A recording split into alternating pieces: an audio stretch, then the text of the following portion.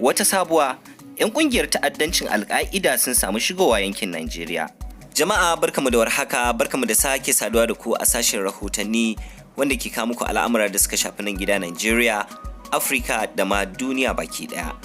Idan wannan ne zuwanka na farko izuwa wannan channel, kar ka manta da danna subscribe da kuma ƙararrawa wanda hakan ba zai ɗauki ka wani lokaci mai tsayi ba, kuma ka sani a kyauta ake danna subscribe. Da fatan zaka danna mana subscribe. Mun gode.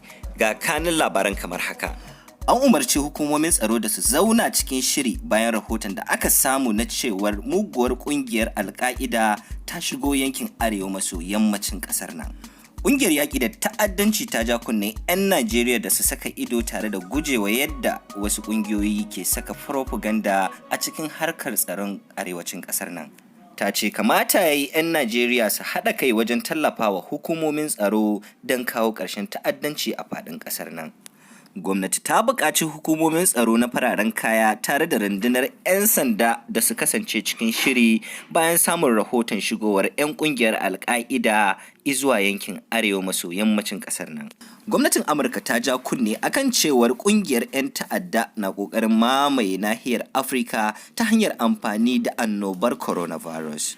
A sabida haka ne kungiyar yaƙi da ta'addanci ta Naijeriya ta yi kira ga rundunar 'yan sanda, hukumar jami'an tsaro ta fararen kaya da sauran cibiyoyin tsaro da su kasance a cikin shiri. A yayin da yake jawabi a madadin kungiyar, barista Abdulmalik Alfa ya ce kamata ya yi duk 'yan Najeriya su haɗa kai wajen tallafawa hukumomin tsaro wajen tona asirin duk wanda ba a yadda da shi ba. Alfa ya jaddada cewa dole ne hukumar 'yan sanda, hukumar yaƙi da fasaƙaurin miyagun ƙwayoyi, hukumar tsaro ta fararen kaya da sauran masu ruwa da tsaki dole ne su taka rawar gani wajen taimakawa dakarun soji.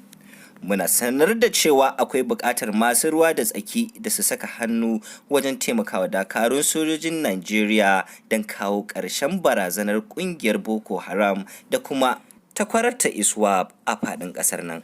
Bayan kwato yankunan da 'yan kungiyar Boko Haram suke addaba, ana tsammanin sauran jami'an tsaro da su koma inda suke don su tsare su. Bugu da ƙari, hukumar ta yi kira ga dukkanin ƙasashen da ke makwabtaka da ƙasar Najeriya da su ba da tallafin gaggawa don amfanin 'yan Najeriya da yankin Afirka baki ɗaya. Da haka muka zo ƙarshen wannan rahoto.